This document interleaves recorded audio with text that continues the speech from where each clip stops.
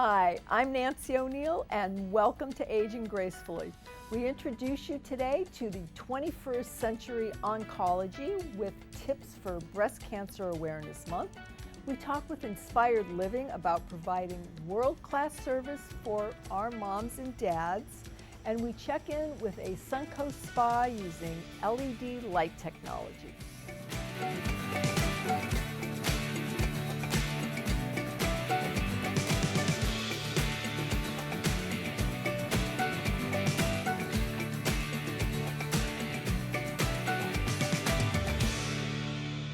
October is Breast Cancer Awareness Month, and today we are highlighting one of the Suncoast's great resources for innovative care and treatment.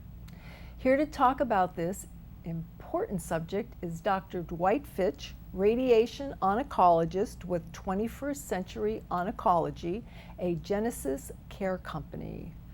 Doctor, thank you so much for being here. This is an important subject for men and women. Correct. My pleasure for being here. Thank you for having me. So we'll start with, how does it develop, how do women develop breast cancer? And is it different than men? So it's not actually different. The reason that breast cancer is more prevalent in women is because A, they have more breast tissue. So men actually have breast tissue, but just not as much. And we're also not exposed as much to estrogen. Estrogen is a female hormone, so that's why the main risk factors for developing breast cancer, and really for all cancers, paradoxically is age. The older we become, the higher your risk of developing cancer. You know, when they go back and look at even archaeological samples, dinosaurs had cancer. You know, so the longer you live, the more opportunity there is for the cells to develop mistakes, and those mistakes develop into mutations, which become cancers. So the number one risk factor is age.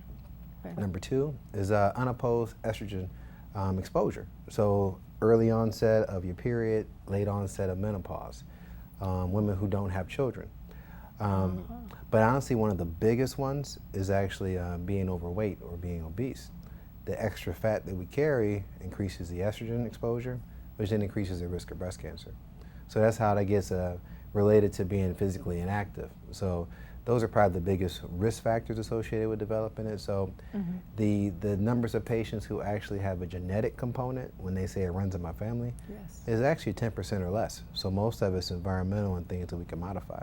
How does stress figure into this equation, or if at all? It definitely figures into it. You know, when you look at multiple medical conditions, including breast cancer, most people agree that an environment of increased stress levels or increased cortisol and steroids increase your risk of cancer because it increases the inflammatory condition that these cells are sitting in. So I think that things as simple as meditation or exercise, healthy eating, you know, positive thinking even, you know, these things really make an impact on how we live our lives and how your body sort of reacts. And so much more important during this time that we're living through. Oh, I mean, unquestionable, because this is a stressful time for all of us. Yes. You know, so it's important to figure out new and innovative ways to have releases and, you know, and realize that we're all going to be okay.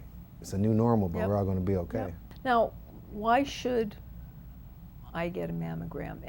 And is there an age that you suggest my stopping, or women in general? In short, mammograms save lives. You know, there have been multiple studies with thousands upon thousands of women that have shown that it's anywhere between a 15 to 25% reduction in what's called mortality. So, you know, fewer women die of breast cancer when everybody's getting a regularly screened mammogram. And there's not actually an upper age limit. You know, the same studies have shown benefits to women over 80. And we have a particularly vital and active population down here, such that, you know, 80 is just getting past middle age. You know, so if you're a healthy 80-year-old, you still get benefits from mammograms. Now, you know, if you're much older and you're not physically that well, then the benefits may not be there, but there's not an absolute age limit. Okay. Now, side effects. There aren't side effects from getting a mammogram, are there? Very minimal. Mammograms are basically low energy or low dose x-rays. You know, mammograms may not be the most comfortable thing in the world. You know, they're better now with 3D mammograms and this and that. I get less and less complaints from women, but in terms of side effects, the incidence of a secondary malignancy or some other issue from a mammogram is very, very low. The benefits far outweigh. Okay. Now, would you suggest before a woman goes in to take an aspirin or something so that it's not as uncomfortable Right, and right. or after? Not necessarily, unless they like a small glass of vino, you know. Okay, well that's good anytime. Yeah, but no, not necessarily, because it's not usually painful, you know, like that. Maybe a little bit uncomfortable, but not really a painful thing. Okay. What is radiotherapy? That's new to me. Yeah, so radiotherapy or radiation therapy is a scary word. You know, it really is. And the first kind of thought people think about with radiation is, you know, laser beams and, you know, x-rays. And, But radiotherapy basically is a high energy x-ray that's used to not only take pictures, but more importantly, to treat cancers. So imagine an x-ray machine you have at a dental office. The machines that I use to treat cancer are just larger versions of that, which mean that because they're radiation, you actually don't feel anything. You know, it's not a laser. We're not burning off cancers. We're not shooting lasers at people. We're not sizzling or zapping. You know, it's actually you're focusing these high energy beams that then interact with the DNA of the tumor cells, and the DNA is like the instruction manual. So if you damage the DNA of the tumor cell, then that tumor can't grow. Tumor tries to grow, tumor dies. Whereas a normal cell still have a repair capacity. Obviously there are multiple choices when you're looking for someone to treat cancer, whatever the form may be. What should our viewers be looking for? Even for my own patients, when they come in, I always tell people you have to be comfortable with your physician. You know, I don't think there's ever a problem with sitting with one or two or three people, if you will, as long as you're comfortable. You have to feel compassion and empathy. You know, we have very similar training in different places, so you want to make sure the person's well trained. But I find that particularly when it comes to oncology and cancer care, the thing that stands out is you have a better outcome if you feel better about going to that office, if you feel better that your doctor cares about you, if you look around and the people there are pleasant, they make it a better experience for you.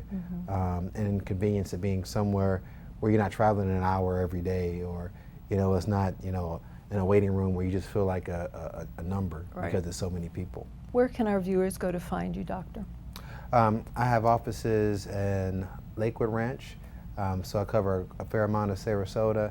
Also in Bradenton, and then we also have offices in Central Sarasota, heading down to Venice and Northport as well. What's your website? It would be www.21co.com. I really appreciate you taking your time. My I know pleasure. how busy you must be. My pleasure. Thank you so very much for having me. Next on Aging Gracefully, we talk with Inspired Living about the many ways they're helping moms and dads live their best life.